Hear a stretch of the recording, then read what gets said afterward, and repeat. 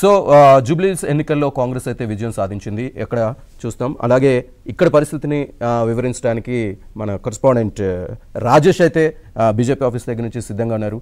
Rajesh,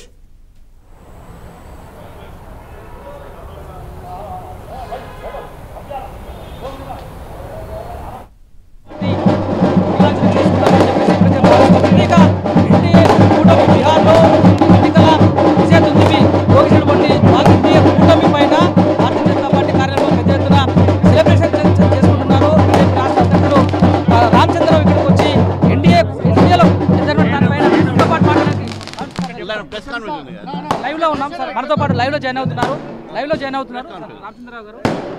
press conference Sanjay గారు ఇది ఈరోజు ఈ యొక్క బీహార్ విక్టరీ ఏదో ఈ బీహార్ విక్టరీ 206 సీట్లు గెలిచి బీజేపీ ఇంత ఘనమైన విజయం సాధించింది.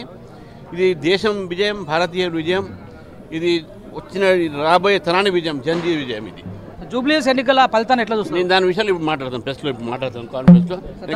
సమీక్ష చేయబోతున్నారా పార్టీ తరఫున? తప్పకుండా దాని మీద విశ్లేషణ చేస్తాము. ఇప్పుడు దాని మీద ఇప్పుడే విస్తారంగా దాని మీద ప్రెస్ కాన్ఫరెన్స్ మాట్లాడతాను. రైట్, ఇది పరిస్థితి. జూబ్లీహిల్స్ ఎన్నికల ఫలితాల్లో వచ్చినటువంటి అంశంపై పార్టీలో చర్చించి నిర్ణయం తీసుకున్న తర్వాత పార్టీ ముందుకు తీసుకుపోయేటువంటి భవిష్యత్ కార్యాచరణ పైన మేము తెలియజేస్తాము. అఫీషియల్గా దానిపైన మేము చర్చించుకోవాల్సి ఉంటుంది.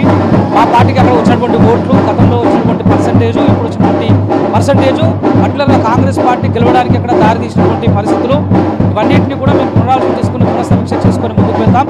గెలుపోవటంలు ఏమైనప్పటికీ కూడా ప్రజల నిర్ణయమే ఫైనల్ కాబట్టి, ప్రజాక్షేత్రంలో గెలుపోవటం సహజం కాబట్టి భారతీయ జనతా పార్టీ అంశాన్ని సీరియస్గా పరిగణలోకి తీసుకొని రాబోయే రోజుల్లో మరింత కష్టపడి పనిచేయడం కోసము ప్రయత్నం చేస్తాము. భారతీయ జనతా పార్టీ ఆ దిశగా ముందుకు వెళ్తుంది. ప్రస్తుతం అయితే బీహార్ ఎన్నికలు వచ్చిన విజయాన్ని అయితే పార్టీ క్యాడరు, పార్టీ నాయకత్వం అంతా కూడా ఎంజాయ్ చేస్తుంది.